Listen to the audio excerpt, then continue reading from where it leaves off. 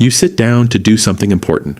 You know it matters, you even planned it earlier, but instead, you reach for your phone, or you clean something, or you just sit there thinking about starting, and the thought quietly slips in, why am I so lazy?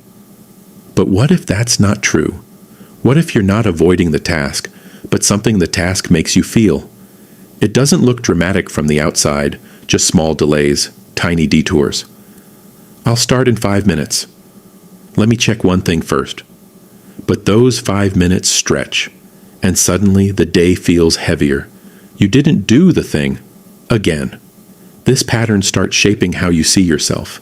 You begin to believe something is wrong with your discipline, your focus, your willpower, so you try to fix it. You make stricter plans, set deadlines, maybe even pressure yourself harder, but it keeps happening. And that's the confusing part, because logically, you want to do it.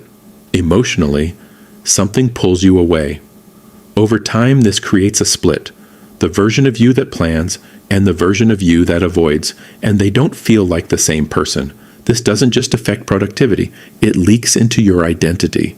You start hesitating before committing to things, you stop trusting your own intentions, and even when you have time, energy, and clarity, you still don't start. So the question becomes, if it's not laziness, what exactly are you avoiding? 3. Reframe. Here's the shift most people never consider. Avoidance isn't a lack of effort, it's a protection mechanism. Your brain is not trying to stop you from succeeding. It's trying to stop you from feeling something uncomfortable.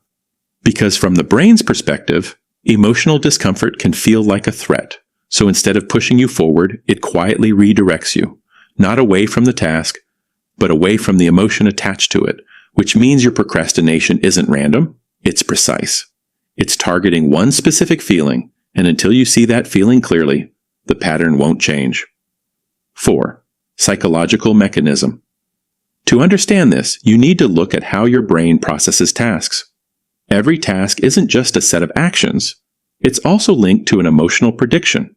This happens in areas like the amygdala and anterior cingulate cortex, regions involved in threat detection and emotional anticipation.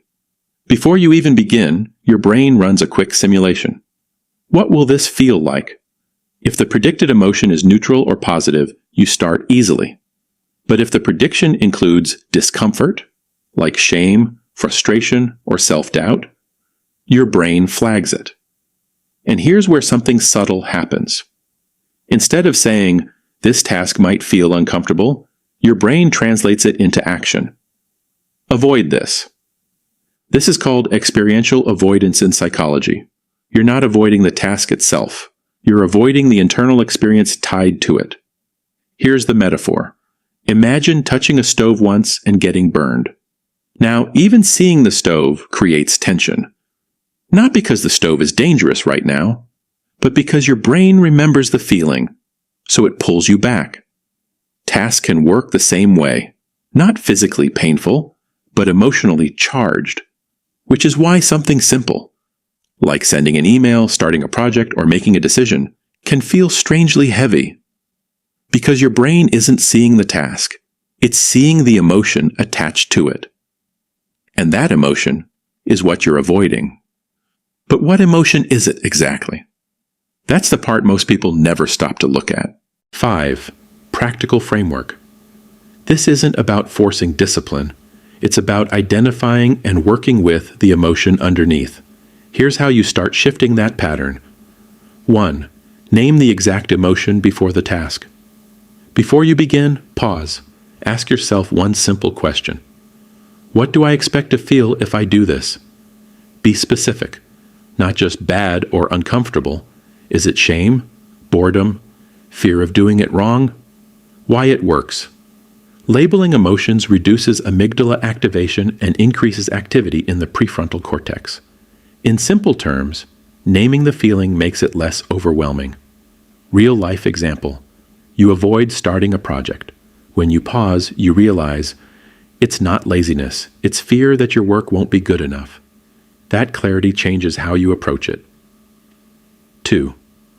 Shrink the emotional exposure, not just the task. Most advice says break the task into smaller steps. But that's not enough. You need to reduce the emotional intensity of the first step. Why it works. Your brain resists high emotional load, not just effort. Lowering the emotional stake reduces avoidance signals. Real-life example? Instead of finish the report, your first step becomes open the document and write one imperfect sentence. Not impressive, but emotionally safer. 3. Allow the feeling without fixing it.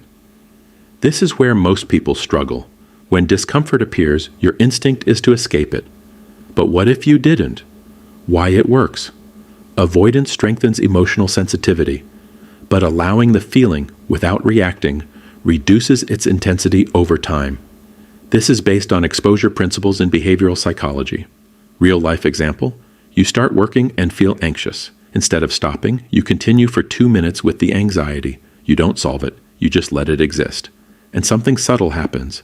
It doesn't grow the way you expected. 4. Separate identity from performance. A lot of avoidance is tied to identity. If I do this badly, what does that say about me? Why it works. When tasks are linked to identity, the brain treats failure as a threat to self-worth. Decoupling them reduces emotional pressure. Real-life example. Instead of thinking, this project proves if I'm capable, you shift to, this is one output, not a definition of me. The task becomes lighter. 5. Track avoidance patterns, not productivity. Instead of measuring how much you did, start noticing when you avoid. What tasks, what times, what emotions, why it works. Awareness builds pattern recognition, which weakens automatic behavior loops. Your brain starts seeing avoidance as predictable, not mysterious. Real-life example, you notice you always avoid tasks involving judgment, emails, submissions, feedback. Now the pattern is visible, and once it's visible, it's easier to interrupt. 6. Integration. All of this can be simplified into one idea. You're not avoiding work. You're avoiding a feeling your brain has already predicted. So every time you procrastinate, it's not a failure of discipline, it's a signal. A signal pointing to an emotion you haven't fully acknowledged yet. And when you start seeing it this way, the pattern becomes less frustrating, more understandable, even predictable. Because now, instead of asking, why can't I just do it? You start asking, what does this task make me feel? And that question changes everything. 7. Quiet empowering. Close. You don't overcome this by becoming more strict with yourself. You overcome it by becoming more honest about what you're actually avoiding. Because once you see the emotion clearly, it loses some of its power. Not all at once, but enough. Enough to take a small step. Enough to stay a little longer. Enough to begin. And maybe that's what progress really looks like. Not forcing yourself forward, but understanding what's been quietly pulling you back, and meeting it without turning away.